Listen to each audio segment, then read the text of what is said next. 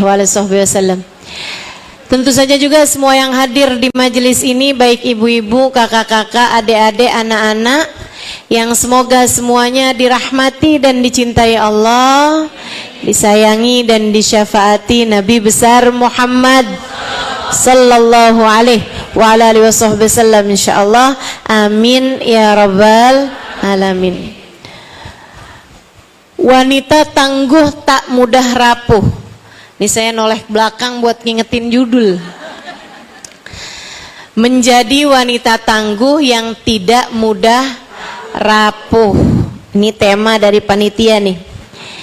Kayaknya panitianya seringkali merasa kita sebagai wanita seperti ranting kering yang mudah patah, rapuh, kemudian jatuh.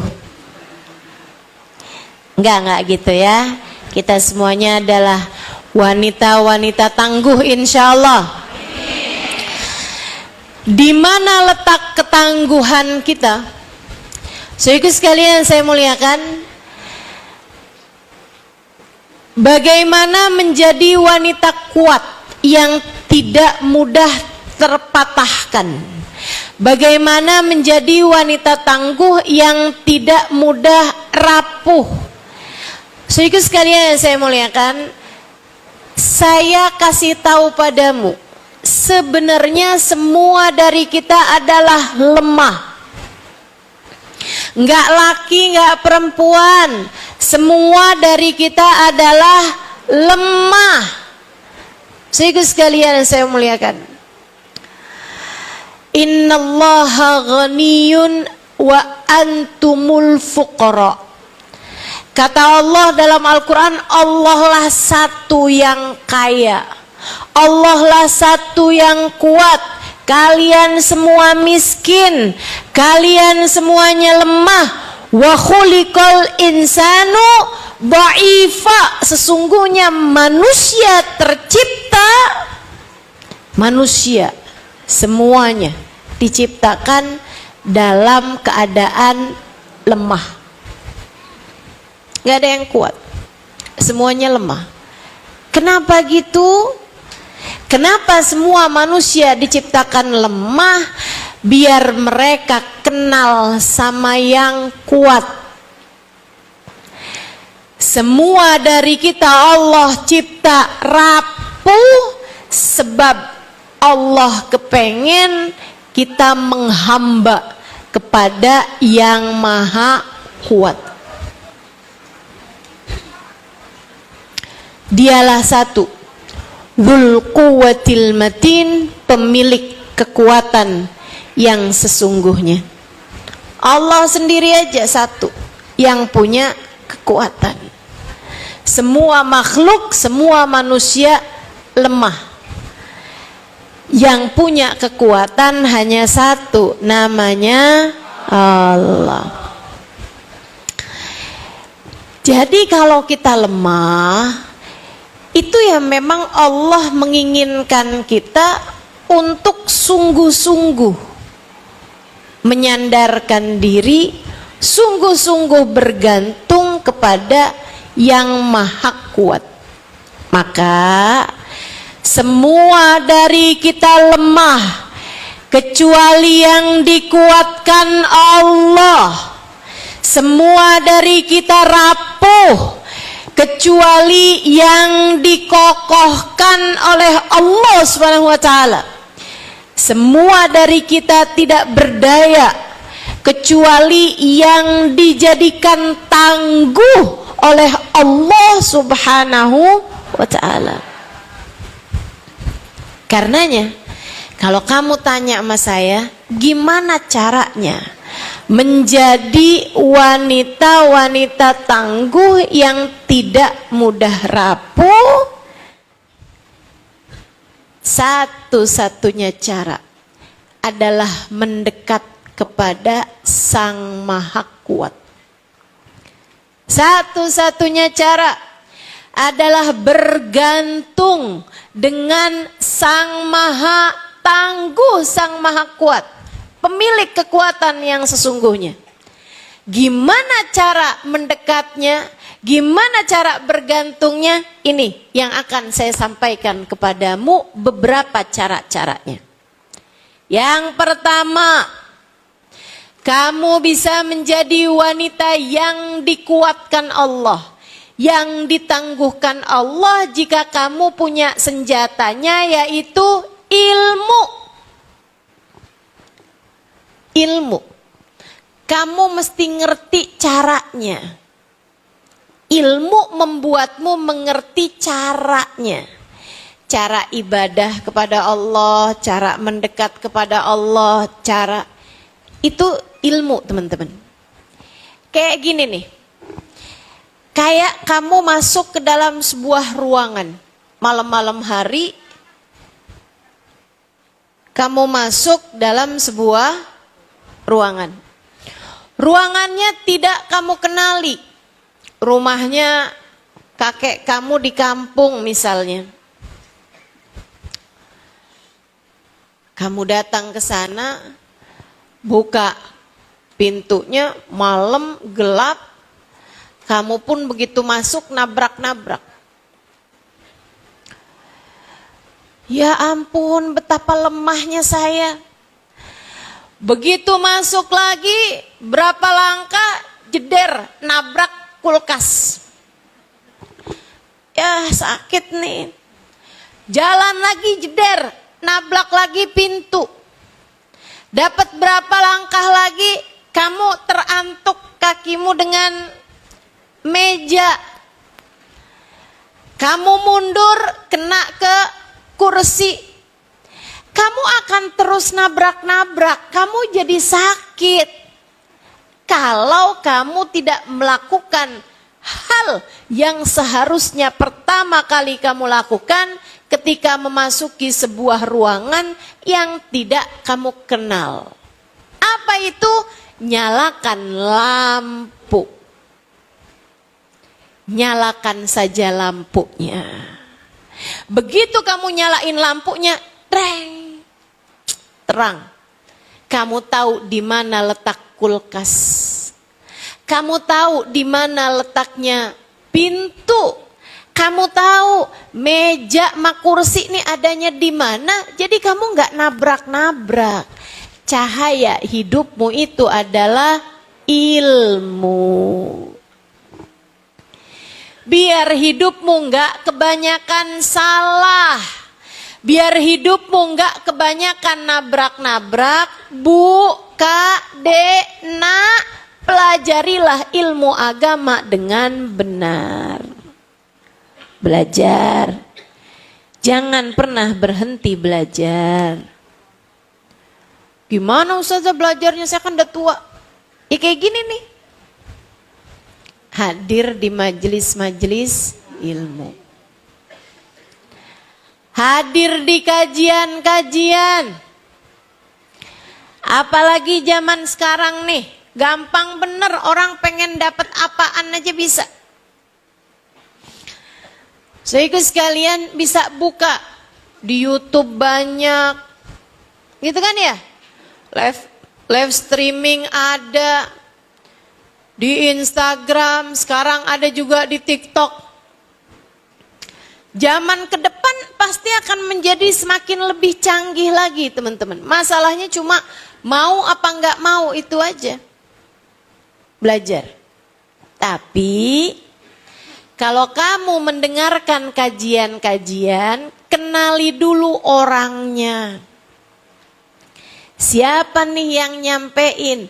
Jangan asal denger, oh gitu, nggak bisa begitu. Jangan asal dengar dari entah siapa yang bicara, kamu ikut. Apalagi urusan agama. Bu, urusan obat badan aja, jangan sampai kamu berobat sama dokter gadungan. Jangan sampai kamu dikasih resep obat dari orang yang gak pernah belajar pengobatan. Nantinya jadi salah-salah. Ya kan gitu. Apalagi tentang urusan keimanan, urusan hati, urusan perjalananmu dunia sampai akhirat, urusan keselamatanmu untuk waktu yang sangat panjang.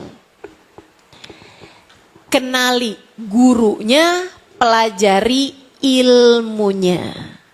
Jangan sebaliknya. Jangan kamu pelajari ilmunya dulu, baru kamu cari tahu orangnya. Jangan dibalik-balik. Karena kalau ibu kayak begitu tuh, nanti banyak bingungnya. Bu, jangan asal masuk pondok pesantren. Jangan asal dengerin kajian. Jangan asal ikut komunitas-komunitas.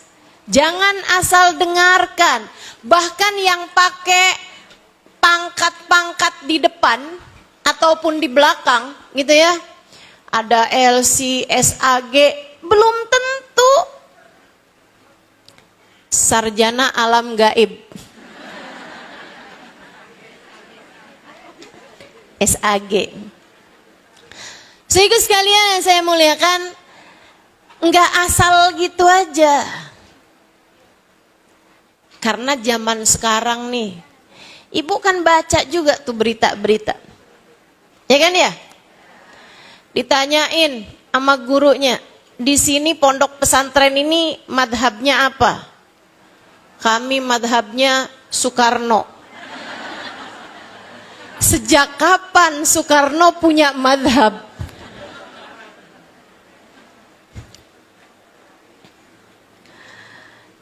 Teman-teman sekalian yang saya muliakan, nah ini mesti jelas gitu. Karena nih asal dengerin kajian, tahu-tahu dia nabinya nggak sama kita, misalnya gitu. Ada tuh yang kapan itu tahu? Ada orang-orang yang ikutan ajaran nabinya bukan namanya Muhammad, nabinya namanya Ahmad.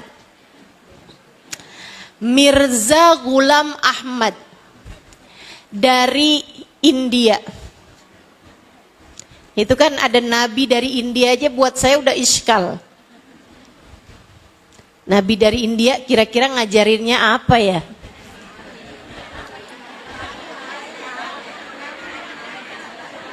Karena saya kalau inget India tuh ingetnya tiang.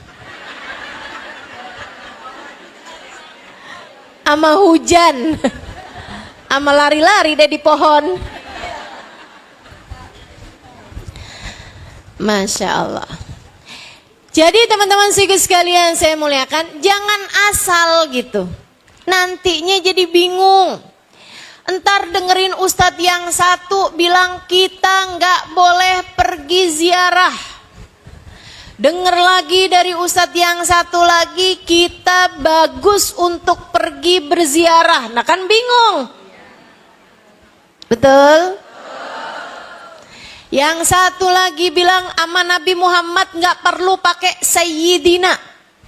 Yang satu lagi bilang kita sama Nabi Muhammad tuh jangan manggil asal nama, harus pakai Sayyidina. Nah bingung. Betul?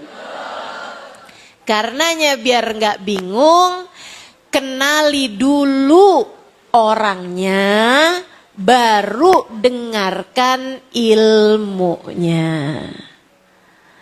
Gimana cara kenalin orangnya? Saudaraku sekalian saya muliakan, cari tahu latar belakang pendidikannya. Kan begitu? Ngajinya sama siapa dulu dia? Sekolahnya di mana dulu dia? Bergurunya kepada siapa dulu dia? Sebab Nabi Muhammad tuh dulu nyampein ilmu kepada para sahabatnya. Enggak sedikit, 124.000 sahabat. 124.000 sahabat yang ikut bersama dengan Nabi saat haji wada. Jumlahnya 124.000 sahabat. Saudaraku sekalian saya muliakan, Nabi pesan kepada mereka, falyuballigh asyahid minkumul ghaib. Kata Nabi Muhammad, yang hadir nih ya, tolong nanti sampaikan kepada generasi berikutnya yang tidak pernah berjumpa denganku. Maka para sahabat menyampaikan kepada para tabi'in.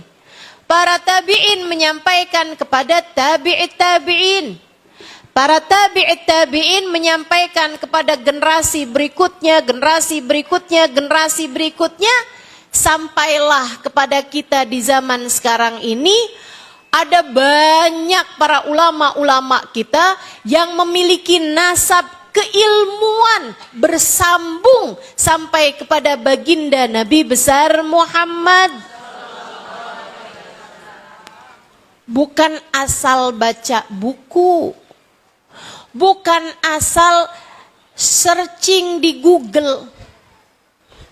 Nggak boleh loh, sholat raweh tuh nggak boleh lebih dari 11 rakaat. Kata siapa? Saya baca dari Google. Enggak gitu, enggak gitu. Beragama itu ikut dari pendahulu sampai kepada Nabi besar Muhammad. Alhamdulillah di Indonesia enggak kurang-kurang ulama-ulama yang memiliki nasab keilmuan bersambung dengan Nabi besar Muhammad. Di pondok-pondok di Pulau Jawa terutamanya banyak bertaburan para ulama-ulama yang sanad ilmunya bersambung terus sampai kepada Sayyiduna Muhammad sallallahu alaihi wasallam. Sekali lagi pelajari, kenali gurunya, pelajari ilmunya, biar enggak bingung. Insya Allah. Kalau kamu berilmu, kamu kuat secara pemikiran. Kalau kamu berilmu, jadi istri, kamu akan jadi istri yang kuat karena ngerti ilmunya. Bagaimanapun suami kita nih mesti nurut sama kita. Itu orang nggak ngerti ilmu tuh. Itu perempuan nggak ngerti ilmu tuh. Alhamdulillah sesudah 5 tahun menikah, suami saya sekarang tunduk kepada apapun perintah saya. Nggak berilmu tuh. Ini perempuan maaf bahlul nih.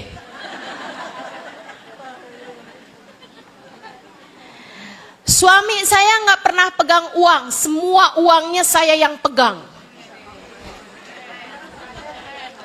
Dia ngerasanya dikuat begitu. Padahal tuh maaf nih cewek bahlul. Jangan jadi perempuan bahlul.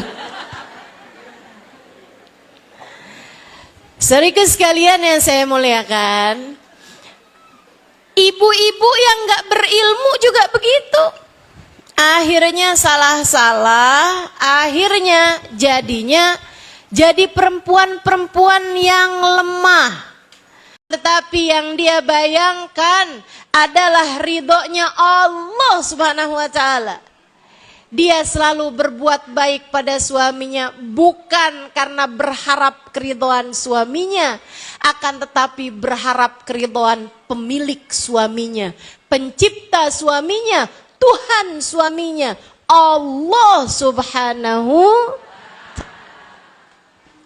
Dan orang bisa begitu, jadi istri yang kuat seperti itu ketika dia berilmu. Makanya ngaji, Bu. Ngaji, Dek. Ngaji, Kak. Biar kamu jadi orang-orang yang paham bagaimana harus bersikap. Nggak nabrak-nabrak mulu gitu. Sehingga sekalian saya muliakan, jadi ibu juga begitu. Mesti punya ilmunya, mesti paham. Jadinya kalau ngomong sama anak nggak main perintah melarangan mulu. Udah sholat. Sholat. Neraka.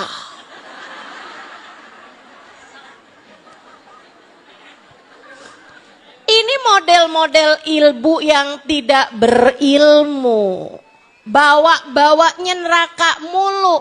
Dia nggak paham kalau yang disebutkan Nabi tentang seorang ibu bukan neraka melainkan surga. Al jannatu tahta aqdamil ummahat. Surga berada di bawah telapak kaki ibu. Nah kalau ibu-ibu yang ngaji tuh, dia akan tahu gitu kan. Nabi Muhammad nyebut saya nih pembawa surga. Kenapa saya bawa-bawanya neraka mulu ya? Jadinya saya harus bawa-bawa surga. Gitu kan? Yuk nak kita sholat berjamaah biar kita masuk surga bareng-bareng. Tuh berilmu dia. Dia ngerti ilmunya. Ngadepin anak. Banyakin senyuman, banyakin pelukan, banyakin kata-kata yang menyenangkan hati anak. Anakmu perlu kasih sayang darimu, Bu. Bahkan bukan ilmu yang diperlukan anak dari ibunya. Ilmu bisa dia dapat dari guru-guru.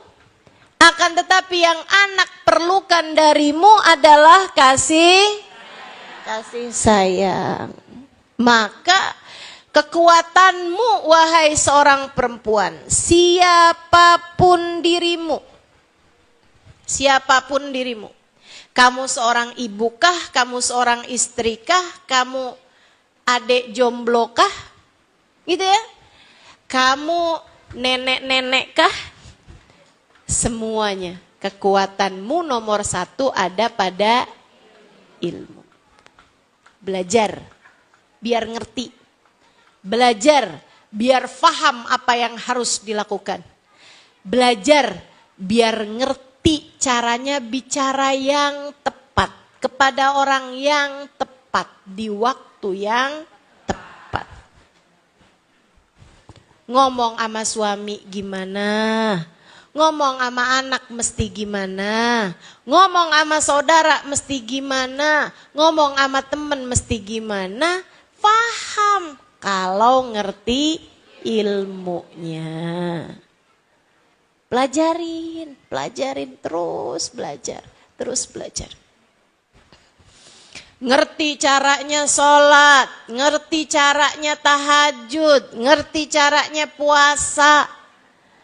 Ngerti nih hari saya mesti sholat apa enggak sholat. Ngerti kapan waktunya mandi menstruasi. Faham berbagai macam urusan. Kenapa? Karena berilmu. Jangan pernah berhenti belajar. Saudaraku sekalian, jangan pernah berhenti belajar. Itu nomor satu. Kekuatanmu yang nomor satu terdapat pada ilmu. Yang kedua, iman. Kekuatanmu ini kamu jadi nggak rapuh kalau kamu punya iman. Apa maksudnya iman? Saya beriman kok Ustazah. Saya beriman Ustazah. Ustazah tanya ada siapa Tuhan saya? Saya tahu jawabnya. Kan begitu. Bukan berarti kamu kalau dibilang Tuhanmu siapa Allah, Nabimu Nabi Muhammad kamu sudah beriman.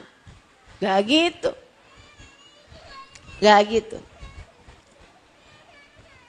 Iman bukan tentang ucapannya lisan. Iman bukan sekedar ucapan lisan. Iman adalah apa yang ada di dalam hatimu tentang keyakinan-keyakinanmu. Yakin bahwa hanya Allah lah pengendali hidup kita. Bukan suami, bukan orang tua.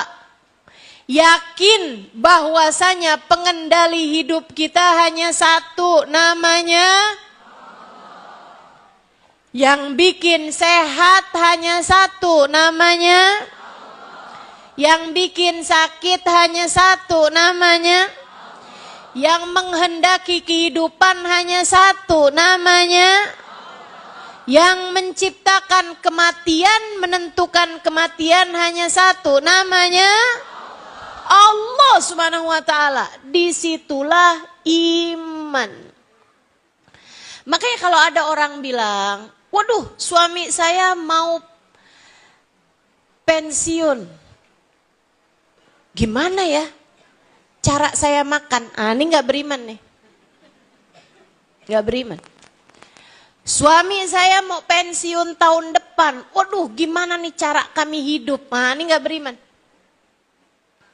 Jadi sekalian, orang yang menista agama, maaf, bukan hanya mereka yang ngebakar Quran. Itu iya. Orang yang menista agama bukan hanya orang-orang yang misalnya dia bakar Al-Quran, dia ngata-ngatain tentang Nabi Muhammad, itu iya, betul teman-teman saya sekalian. Akan tetapi kamu ragu-ragu, minggu depan makan apa? Kamu ragu-ragu bagaimana nasibmu 2 hari yang akan datang. Kamu ragu-ragu terhadap rezekimu besok lusa. Kamu sampai menuntut-nuntut suamimu untuk urusan rezekimu. Hati-hati, keraguanmu itu mempertanyakan keimanan di dalam hatimu.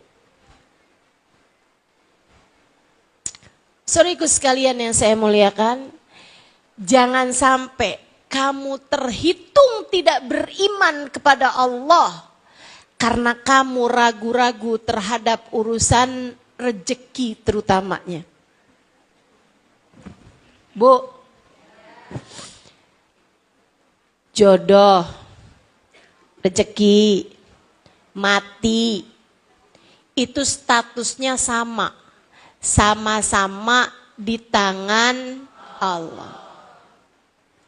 Allah semua yang ngatur, nggak ada siapapun.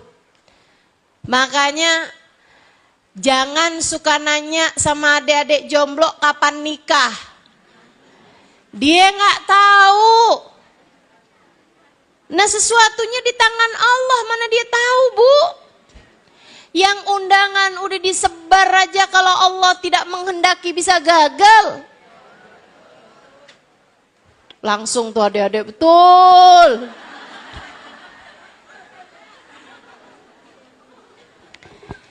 Jadi berhentilah bertanya sama orang yang belum nikah, kapan nikah. Orang udah nikah juga berhentilah bertanya, kapan punya anak. Dia nggak tahu, ibu-ibu sekalian, dia nggak tahu. Saya waktu baru pertama nikah, saya nggak tahu kapan saya punya anak. Sampai sekarang, saya belum tahu kapan saya punya anak, atau bahkan mungkin punya anak apa nggak punya anak, saya nggak tahu. Maka sebagaimana saya nggak tahu, kamu nggak tahu, jangan pernah nanya sesuatu yang nggak ada siapapun tahu jawabannya. Kesian adik-adik kecil-kecil kita itu, umur 25 tahun tanyain mulu, Ustazah saya emang nggak mau mudik dah. Ujian Ustazah kalau mudik, tanya mulu sama orang, kapan nikah? Kapan nikah?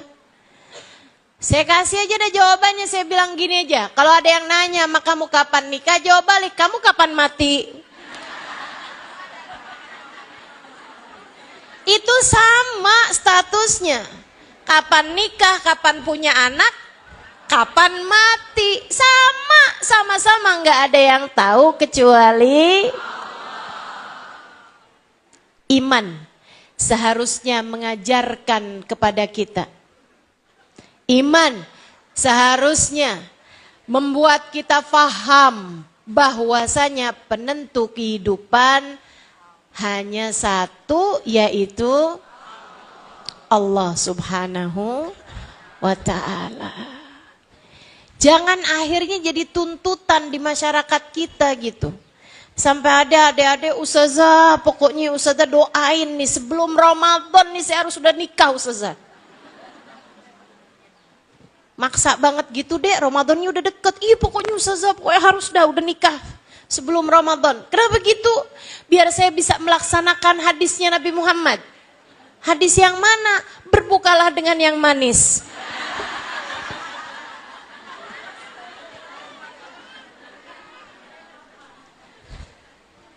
Berarti doanya mesti panjang nih, Allah kasih kepada saya jodoh yang manis. Lebih panjang lagi kan. Saudaraku sekalian yang saya muliakan, jadi iman membuatmu seharusnya ngerti bahwasanya yang ngasih rezeki hanya satu, yaitu Allah. Perempuan yang beriman jadi perempuan kokoh. Perempuan beriman jadi perempuan tangguh. Perempuan beriman jadi perempuan-perempuan yang kuat. Dia akan kuat untuk berbilang sama suaminya, "Bang, tenang. Kamu mau keluar rumah tiap hari untuk bekerja, silahkan. Abangku sayang, tapi kamu harus tahu, saya kuat untuk tiap hari makan itu-itu aja. Saya kuat untuk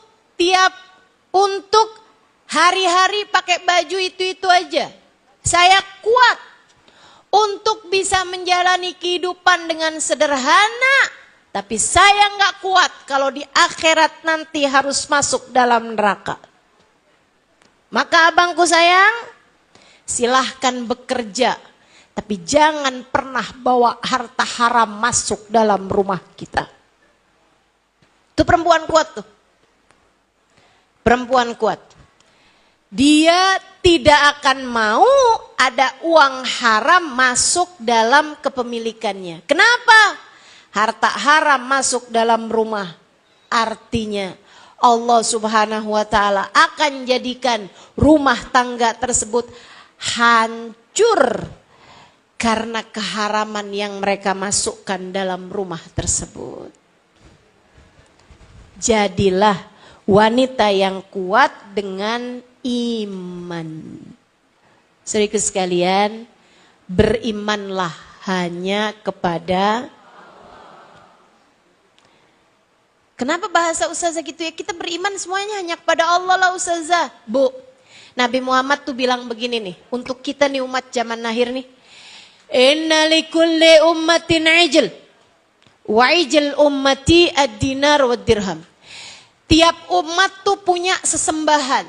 Saya lihat umat Nabi Musa ada sesembahan lain, yaitu sesembahannya Musa Samiri, nyembah anaknya sapi.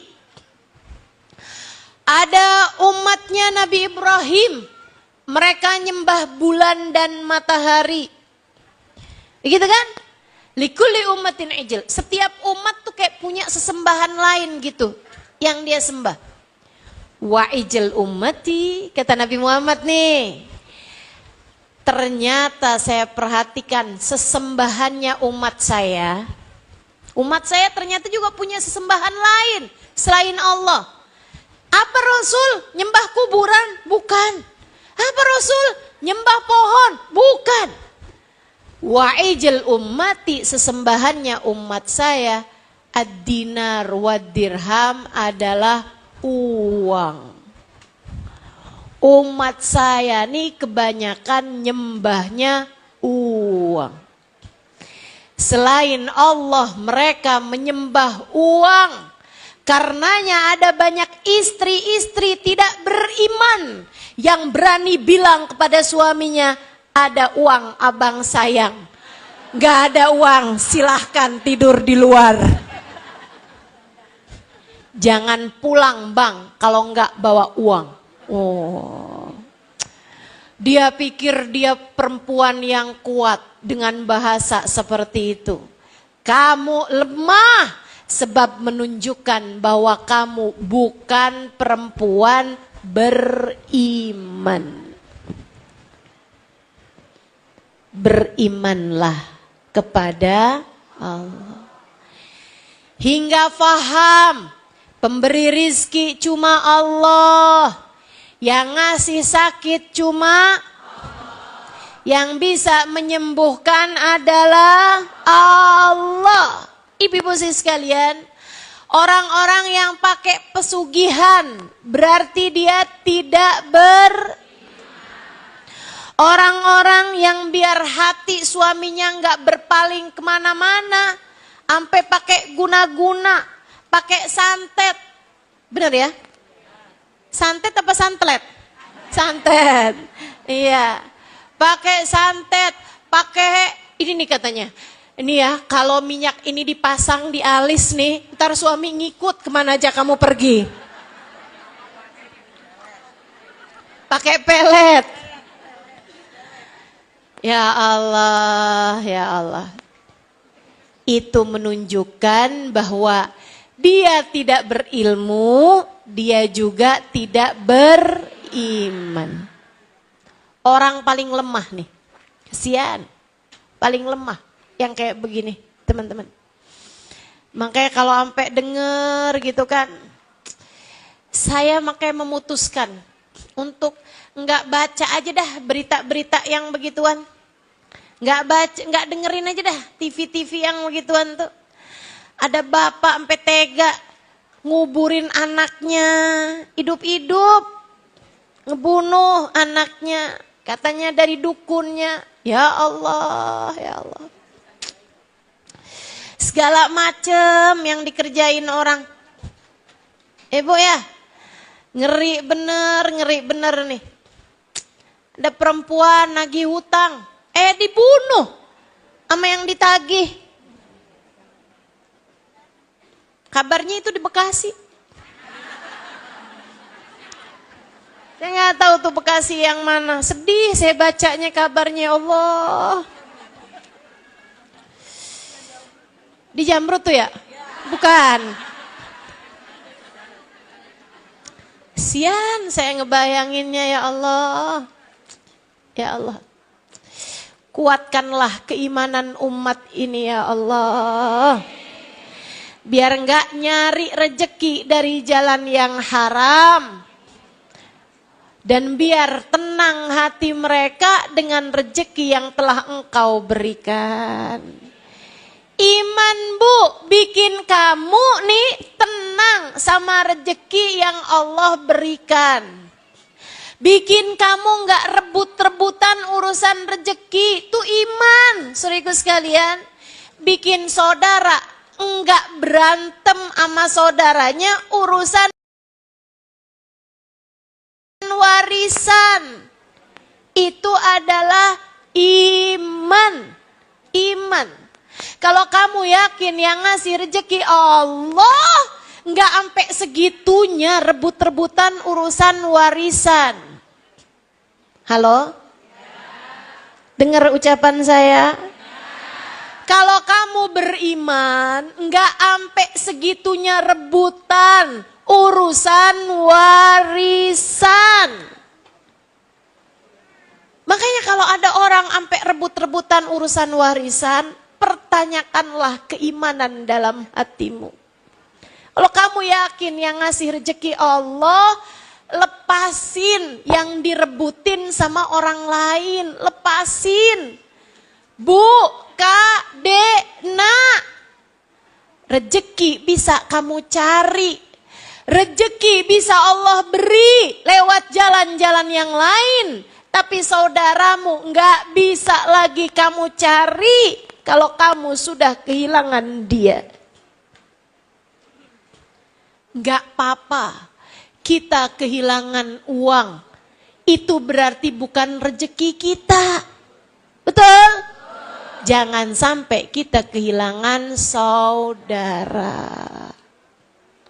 Jangan sampai kamu mau kehilangan saudara hanya karena untuk mendapatkan uang yang tidak seberapa.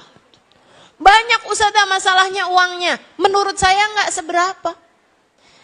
Karena uang tubuh seberapapun jumlahnya masih bisa kapan waktu Allah beri lewat jalan-jalan yang menyenangkan. Nggak usah sampai segala direbutin. Itu nunjukin kalau iman kamu yang jadinya tidak seberapa. Sampai sini paham? Kalau Allah lihat kamu mudah melepaskan harta yang diperebutkan, Allah akan mudah memberikan kepadamu ganti harta yang menyenangkan. Percaya saya nggak lagi doa, tapi saya sedang membuat statement, nggak usah diaminin. Saya sedang membuat sebuah pernyataan yang tidak akan terbantahkan.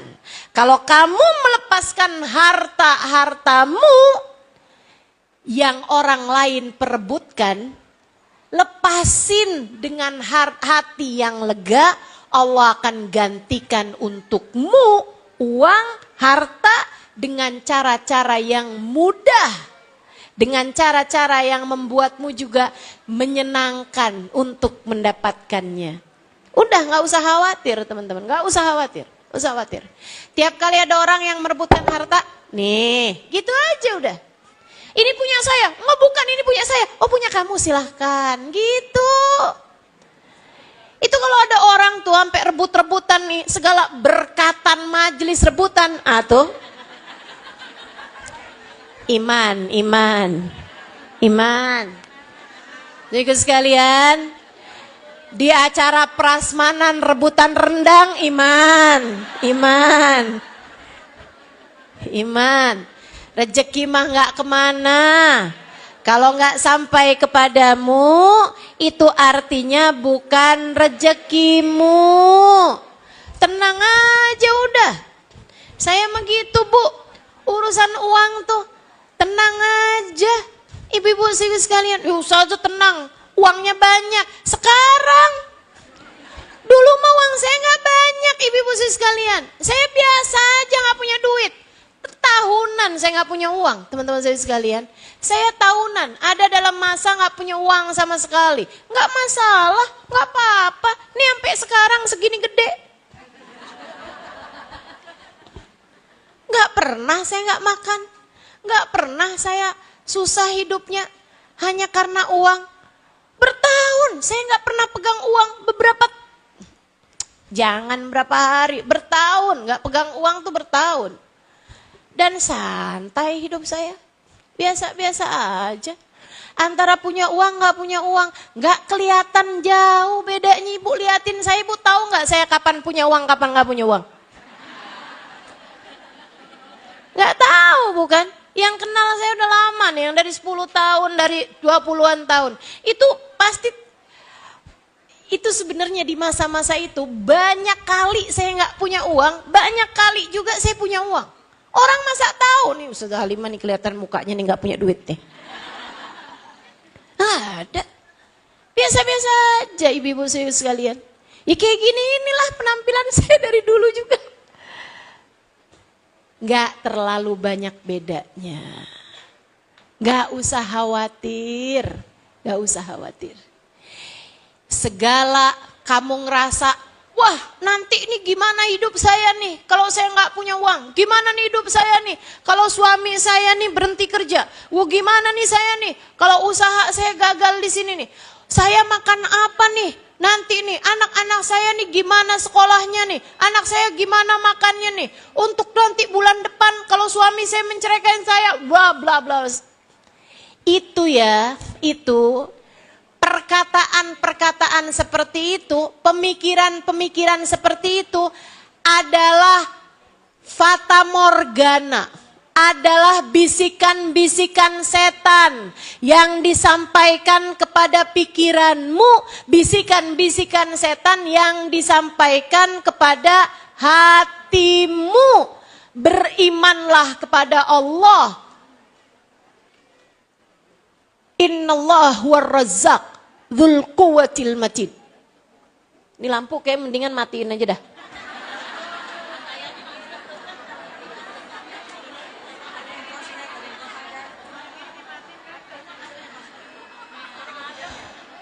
Kayaknya malah justru jadi ngurangin konsentrasi ya, terhidup, termati gitu kan. Ya. Ini kita mesti tahu nih, yang hidupin, yang matiin lampu ini hanya satu. Buat ngingetin kita. Gitu kan ya? Teman-teman sekalian yang saya muliakan, gitu tuh. Kita tuh sama urusan rezeki, Bu, yang tenang hati. Kita nggak pernah tahu apa yang akan kita makan esok hari. Begitu bukan? Kita nggak pernah tahu apa yang akan kita makan esok hari. Kita nggak pernah tahu nasib kita besok nih apaan, kita nggak pernah tahu.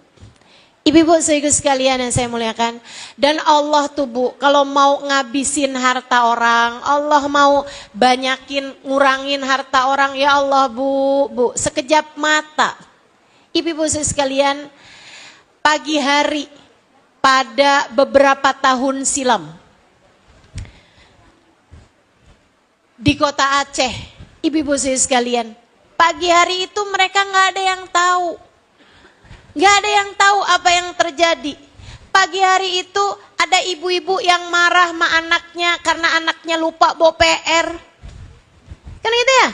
Ada yang seorang suami marah-marah sama istrinya karena masakannya hari itu tuh jadi gak enak gitu. Ada istri juga yang bilang sama suaminya kan, kamu kenapa? Belum kamu bayar nih tagihan yang ini, kamu memang dasar, jadi suami gak bener nih, kenapa sih kamu lupa bayar tagihan ini itu misalnya gitu. Ibu-ibu sekalian, jam 8, jam 9 pagi hari itu terjadilah tsunami yang menghancurkan. Ada begitu banyak harta yang menghabisi, ada begitu banyak nyawa orang, ibu-ibu sekalian. Kebayang betapa sangat remehnya perbincangan-perbincangan mereka, kemarahan-kemarahan mereka pagi hari tersebut. Seorang ibu yang pagi hari marahin anaknya karena seragamannya nggak beres dia pakainya, karena pakai sepatunya nggak cepet, karena dia lupa ngerjain PR yang seharusnya dikerjakan malam harinya gitu. Dia berangkat pergi ke sekolah hari itu, malam harinya ternyata anaknya meninggal dunia bersama dengan segitu nyawa orang yang meninggal hari itu. Ibu-ibu saudaraku sekalian yang saya muliakan, Allah yang punya kekuatan, segala kekuatan. Allah satu-satunya sang pemberi rizki. Allah satu-satunya penentu kehidupan. Tetaplah beriman. Dan jangan pernah mempermasalahkan perkara-perkara yang akan kamu jadikan penyesalan ketika Allah menentukan sesuatu padamu.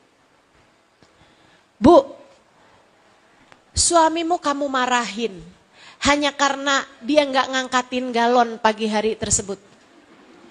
Siang hari dia jalan kemudian kecelakaan dan meninggal dunia. Kayak apa nyeselmu, Bu? Saya satu hari pernah jumpa sama seorang kawan saya dekat. Tapi saya udah lama nggak ketemu sama dia. Ini saya ceritain nih ibu-ibu nih. Hari Selasa, saya jumpa sama seorang kawan, saya dekat sekali saya sama dia. Cuman berapa tahun itu saya jarang ketemu sama orang tersebut. Saya ketika ketemu dia di majelis, dia nyamperin saya pelukin dia. Saya pelukin. Abis saya bilangin juga, nanti jangan pulang dulu ya, saya bilang. Begitu selesai majelis, saya samperin dia lagi, saya pelukin dia lagi. Saya bilangin sama dia, saya sayang sama kamu. Kamu adalah sahabat saya dunia akhirat. Saya sayang saya kamu adalah sahabat saya dunia akhirat. Jadi sekalian, saya hari Rebo, hari Kamis, malam Jumat, pagi Jumat, saya dengar kabar dia meninggal dunia. Ibu-ibu saudaraku sekalian saya muliakan, saya sangat sedih ditinggalkan sahabat saya ini.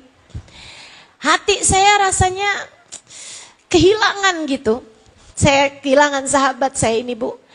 Akan tetapi saya tidak menyesal karena kalimat terakhir yang saya sampaikan kepadanya adalah saya sayang sama kamu, kamu sahabat saya dan saya tidak akan pernah meninggalkan kamu dunia akhirat. Ibu-ibu saya sekalian, dari situ saya belajar, Halimah, jangan pernah ngomong gak bagus. Jangan pernah mau ucapanmu menyakiti siapapun. Kamu tidak pernah tahu, bisa jadi itu adalah kalimat terakhir yang kamu ucapkan terhadap siapapun. Kamu gak pernah tahu kapan kamu mati. Kamu gak pernah tahu kapan orang mati. Gak sakit gak apa kok teman saya itu. Meninggal dunia gitu aja. Jadi sekalian yang saya muliakan, maka kamu juga gitu. Kamu gak pernah tahu suami kamu tuh meninggalnya kapan, atau kamu meninggalnya kapan, kamu gak pernah tahu. Anak-anak kamu gak pernah tahu, teman-teman sekalian. Maka tetaplah beriman. Perempuan yang beriman akan menjadi perempuan yang mampu menjaga ucapannya, mampu menjaga perilakunya, dan dia adalah perempuan-perempuan tangguh, perempuan-perempuan kuat yang tidak mudah dikalahkan oleh apapun. Berimanlah, insya Allah. Kekuatanmu yang nomor 1 adalah, kekuatanmu yang nomor 2 adalah iman. Penentu hidup hanya 1, namanya pemberi rizki hanya 1, namanya yang ngasih bisa sehat, yang ngasih sehat hanya 1, namanya yang ngasih sakit hanya 1, namanya pemberi kehidupan hanya 1, namanya pemberi kematian hanya 1, namanya Allah Subhanahu wa ta'ala. Tetaplah beriman, dengannya kamu kuat. Yang ketiga, teman-teman saya sekalian, kalau kamu pengen jadi perempuan beriman, jangan bergantung kecuali kepada imannya kamu udah punya, ilmunya kamu udah punya. Iman itu didapat dengan ilmu. Kalau kamu belajar, kamu akan beriman. Kamu jadi ngerti segala macam hal. Nah, iman membuatmu tidak bergantung kecuali kepada Allah. Saudaraku sekalian saya muliakan, jangan bergantung sama suami. Adik-adik jangan bergantung sama orang tua. Orang tua tuh cukup disayangi, Dek. Jangan bergantung kepada mereka. Ibu juga gitu, suami Bu cukup disayangi Bu. Jangan bergantung pada suami.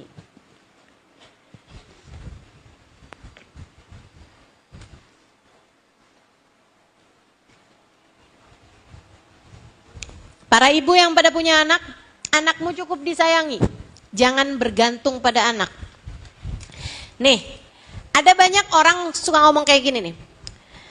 Kamu sama anak tuh mesti yang baik. Sebab anak adalah investasi masa depan. Kamu urusi anak sekarang, nanti di saat kamu tua anak-anakmu mengurusimu. Benarkah ucapan seperti itu? Enggak benar. Enggak benar. Enggak benar. Jangan bergantung sama anak. Ibu-ibu sekalian, jangan berpikir bahwa nanti saya akan bergantung sama anak saya di masa dewasa atau di masa saya tua gitu. Enggak ada, Bu.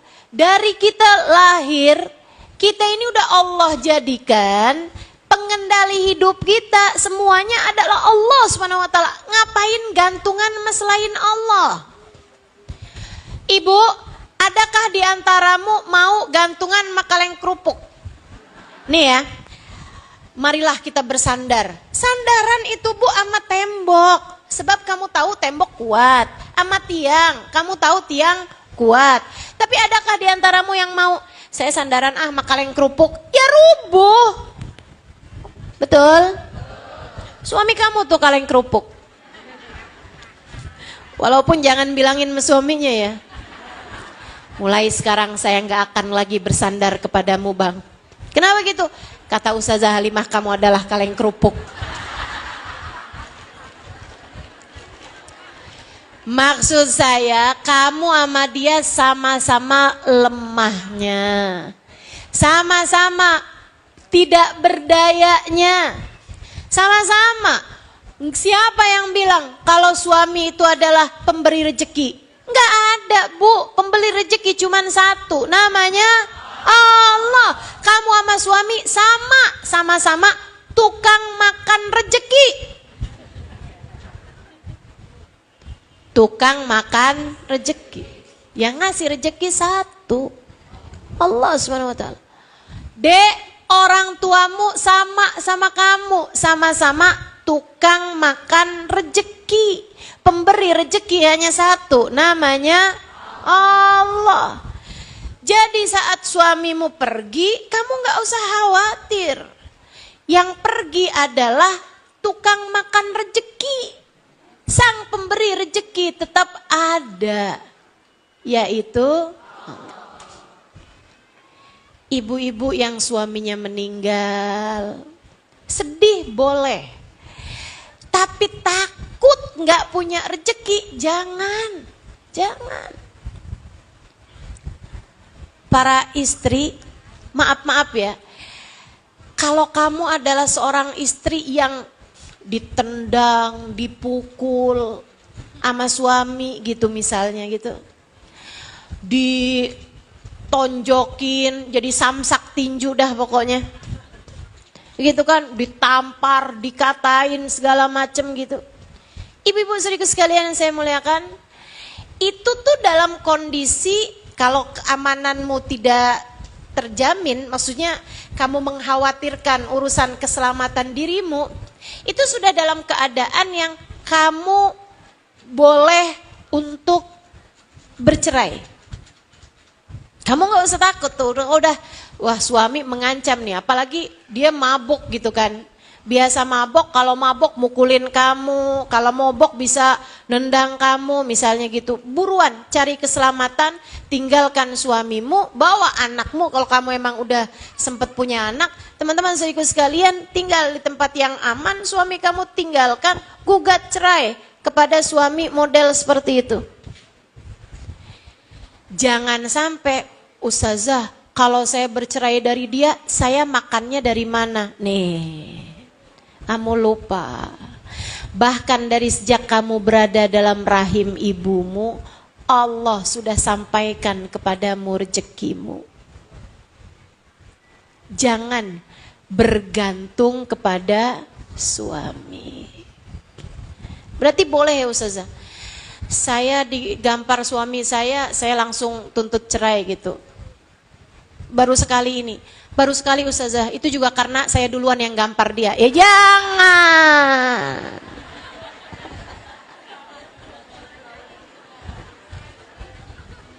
Ya itu mah gak gitu ceritanya gitu kan. Faham maksud saya ya. Saya sangat tidak menyarankan adanya perceraian. Ibu-ibu kalau biasa dengar kajian-kajian saya, ibu akan paham bahwa saya sangat menjaga hubungan pernikahan jangan sampai terjadi perceraian. Sampai-sampai di kalangan teman-teman tuh bilang, kalau kamu sedang bermasalah sama suami dan kepengen cerai, jangan tanya Ustazah Halimah. Kalau kamu nanya mau Ustazah Halimah, kagak jadi cerai dah. Saya sangat tidak menyarankan perceraian, tapi ibu-ibu harus tahu bahwasanya jangan bergantung sama suami. Kalau kamu punya suami yang sampai membuatmu tidak aman terhadap keselamatan dirimu atau anak-anakmu, pergilah darinya dan tidak usah khawatir terhadap kepergian dia. Yang pergi adalah tukang makan rejeki, bukan pemberi rejeki. Pemberi rejeki hanya satu, namanya Allah. Gak usah khawatir terhadap hal itu. Jadi kalau kamu punya anak, anakmu sudah bersuami, terus kamu lihat anak kamu tiap kamu datang ada aja memar di muka, gitu ya, memar di badan. Tuh kamu harus tanyain, ini kenapa nak? Nggak apa-apa mah, mukanya sedih-sedih gitu. Kenapa? Tanya dari hati ke hati. Dari suami kamu ya, kamu dipukulin ya? Iya mah. Kamu jangan bilang ya udah nak, yang sabar ya nak ya. Nggak apa-apa nak, tenang.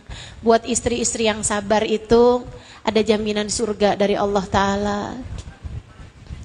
Ibu, itu sama aja dengan kamu meletakkan pedang, pisau ke dalam tubuh anakmu. Bukan begitu bahasanya sabar. Itu bu, kalau ibu kayak begitu itu namanya bukan sabar, tapi bodoh. Kebodohan itu tipis batasnya dengan kesabaran. Taunya dari mana Ustazah, yang mana yang sabar, yang mana yang bodoh? Pelajarilah ilmunya. Kalau kamu sampai membahayakan keselamatan dirimu dan kamu tetap bertahan di situ, itu namanya bodoh, bukan sabar. Bukan sabar, ibu-ibu sekalian. Tapi kalau suami pulang terus bilang, maaf ya, hari ini nih kita nggak dapat uang nih. Saya ngojek hari ini nih uangnya cuma dapat sekian doang nih, cuma 30.000. Terus kamu bilang, iya nggak apa-apa kok. Itu bodoh apa sabar? Sabar. Ini udah tambah pinter nih orang Bekasi nih.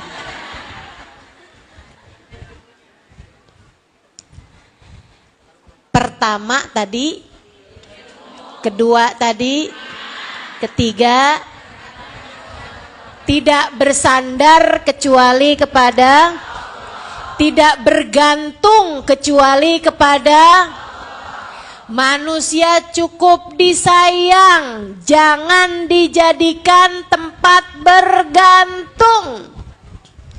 Cukup disayang. Suamimu cukup kamu sayang. Orang tuamu cukup kamu sayang, jangan bergantung sama mereka. Suamimu cukup kamu sayang, jangan bergantung sama suami. Anakmu cukup kamu sayang, jangan bergantung sama anak. Kamu punya guru, cukup kamu sayang, jangan bergantung sama gurumu. Siapapun gak ada yang kuat dijadikan sebagai tempat gantungan. Kamu kerja misalnya gitu ya, kamu punya bos, bosmu cukup kamu sayang, jangan bergantung. Semua orang nih cukup kamu sayang, jangan bergantung. Gak ada yang kuat buat digantungin. Kesian sama kamu, kesian sama dia, teman-teman saudariku sekalian. Kesian. Semuanya lemah, tidak ada yang cukup untuk dijadikan sebagai tempat bergantung. Bergantung hanya satu, kepada Allah. Kemudian yang keempat, saudaraku sekalian, kekuatanmu. Sesudah kamu tahu tidak ada tempat bergantung kecuali Allah, yang berikutnya adalah doa. Disitulah letak ketangguhanmu. Disitulah letak kekuatanmu. Jangan jauh-jauh dari doa. Doa. Kamu bergantung hanya kepada Allah. Nah, cara gantungannya gimana nih? Allah ulurkan tali, namanya doa. Ud'uni astajib lakum. Mintalah padaku, kata Allah, aku akan ijabah. Doa, minta yang serius. Kalau doa tuh yang serius. Jangan cuma Rabbana atina fid dunya hasanah fil akhirati hasanah wa qina adzabannar. Ini nih nggak serius doanya, yang akhirnya Allah juga nggak serius ijabahnya. Bu, doa itu kayak anak nangis. Kamu berdoa minta kepada Allah mirip sama kamu denger anak nangis. Allah mengijabah tuh kayak kamu denger suara anak nangis. Kalau ada anak, kamu nih lagi sibuk nih di belakang nih, di dapur. Lagi masak gitu ya, sambil dengerin kajian saya live streaming gitu. Ada anak nangis gini nih.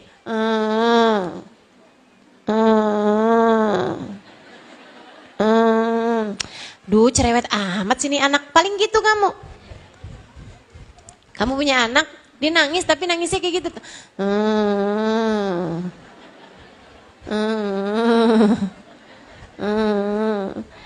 Kamu biasa-biasa aja dengernya. Tapi begitu anak nangisnya serius nih. Wah! Saya yakin kamu lagi ngapain juga.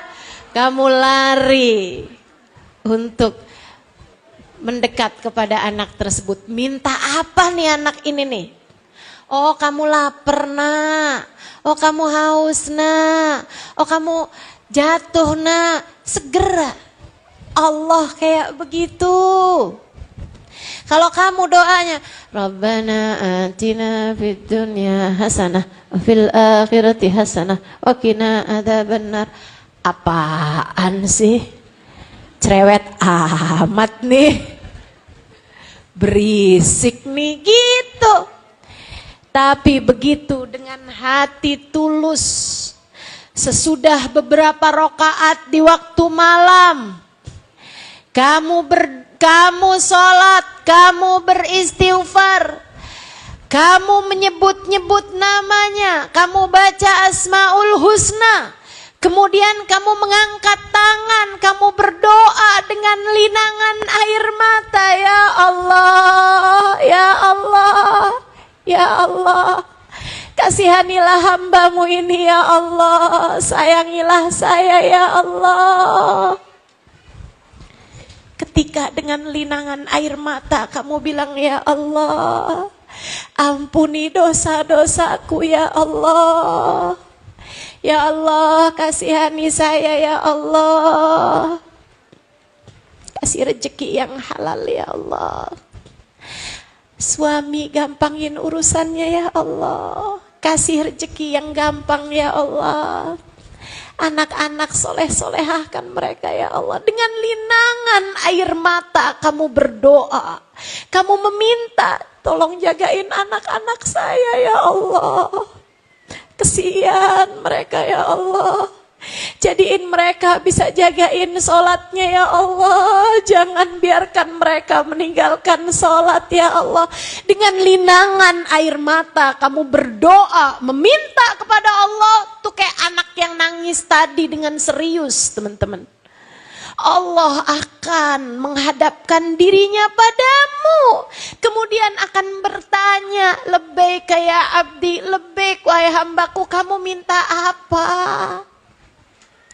Anak-anak saya soleh-solehahkan ya Allah. Iya baik, saya akan jadikan anak-anakmu soleh-solehah.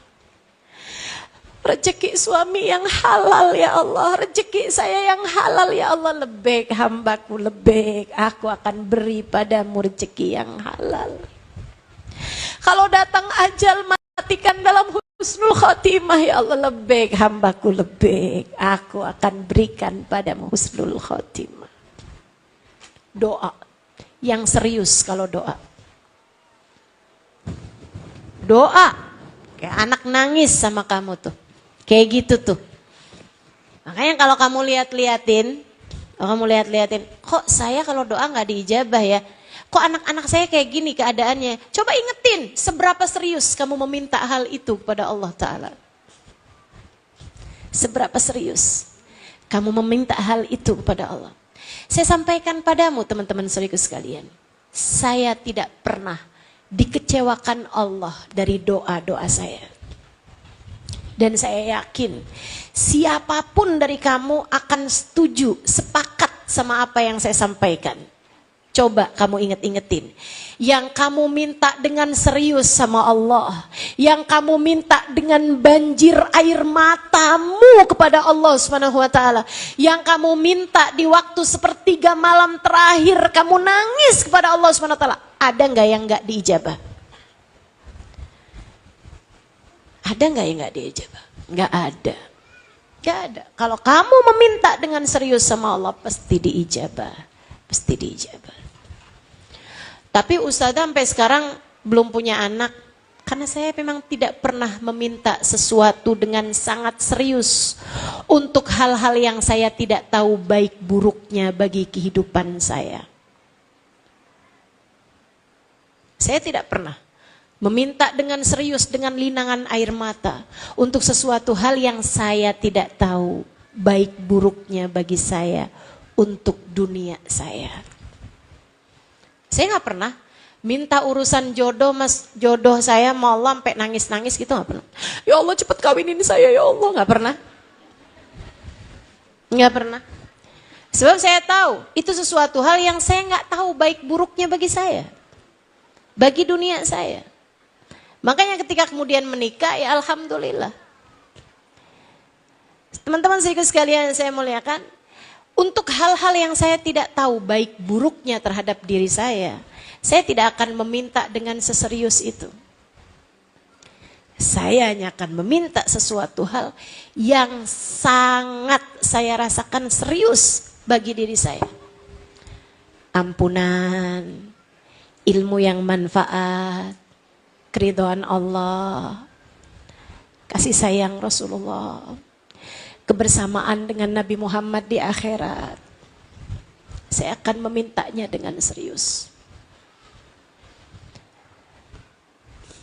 Sebab saya tidak mau saya menjadi orang yang menyesal ketika datang waktunya. Maka untukmu saudara-saudariku, siapapun yang mendengarkan ini, hajat-hajatmu mintakan kepada Allah. Dialah satu yang memilikinya. Minta sama Allah rezeki yang halal. Minta sama Allah kesoleh-solehahan anak-anakmu. Minta sama Allah, kamu misalnya kesulitan menghadapi suami yang keras hatinya. Minta sama Allah teman-teman. Hati suamimu tuh berada dalam genggaman Allah. Kamu kesel ngadepin suami yang pelit misalnya gitu. Saudaraku sekalian, daripada kamu nangis minta sama suami, ayo dong bang tambahin transferannya. Kamu menghina-hinakan dirimu di hadapan manusia, jangan mau, jangan mau. Terus mesti gimana dong saya Ustazah? Minta sama yang punya. Hati suami kamu tuh punyanya Allah.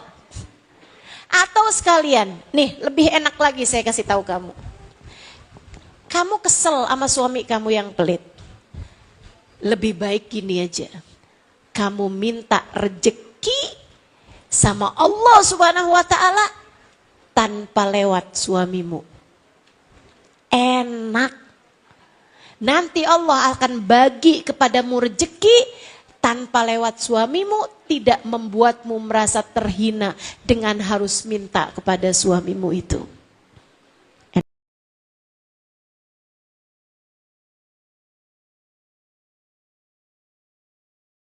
Enak apa enggak? Tapi saya enggak kerja Ustazah. Kamu pikir rezeki itu Allah kasih kalau kamu kerja?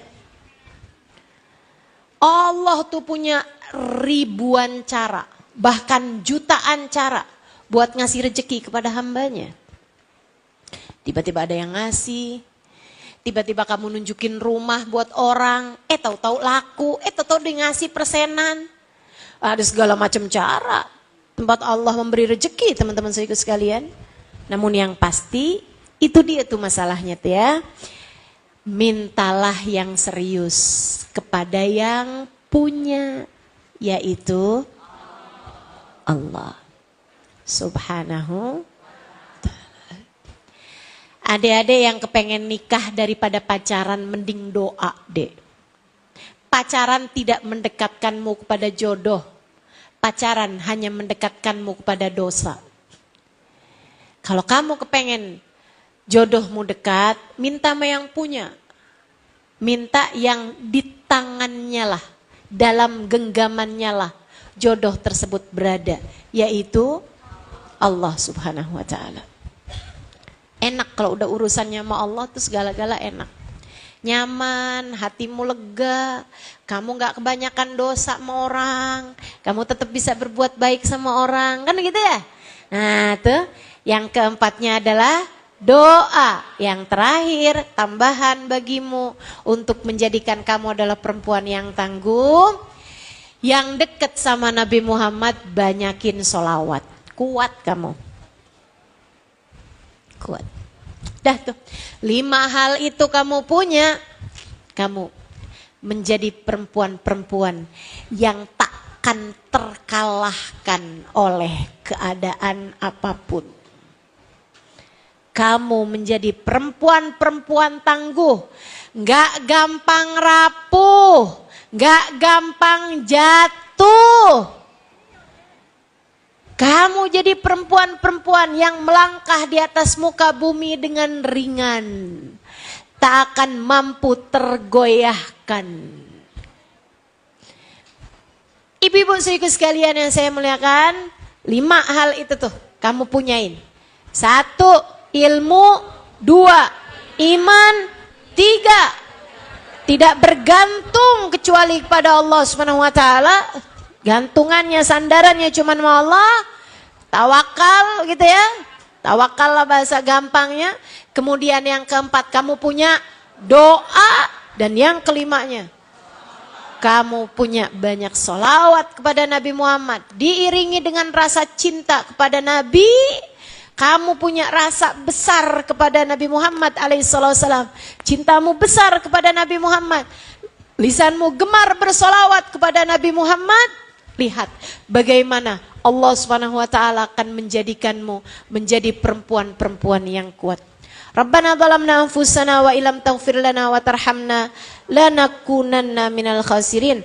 Rabbana atina fid dunya hasanah fil akhirati hasanah wa qina adzabannar. Bi fadli subhana rabbika rabbil izzati amma yasifun. Wassalamun alal mursalin. Walhamdulillahi rabbil alamin. Semoga menjadi ilmu yang tak hanya didengarkan dengan telinga kanan keluar telinga kiri, tapi menjadi ilmu yang bermanfaat bagimu, menjadi cahaya yang menerangi kehidupanmu, dapat kamu amalkan dalam sisa kehidupanmu. Ala hadhihi niyah wa bi kulli niyatin salihah jami'ah syamilah ila hadratin Nabi Muhammad sallallahu alaihi wasallam. Al-Fatihah.